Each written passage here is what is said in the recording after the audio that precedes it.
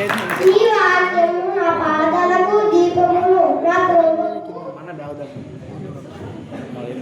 గట్టి ఎండిపోను, దాని పువ్వు మాడిపోను, మన దేవుని వాక్యము నిత్యము నిలుచును.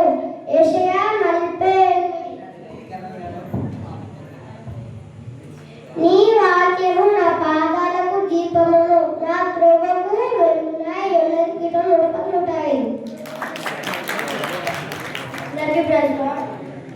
అందరికీ ప్రజలాడి యోనస్లో దేని చేత తమ నరకను శుద్ధిపరచుకొనురు. నీ వాక్యము దానిని జాగ్రత్తగా చూసుకుంటున్న చెందిని కదా. కీర్తనలు 23లో 119 నీ వాక్యము గూర్చి న్యాయాలుగా వాడను. కీర్తనలు 119 172.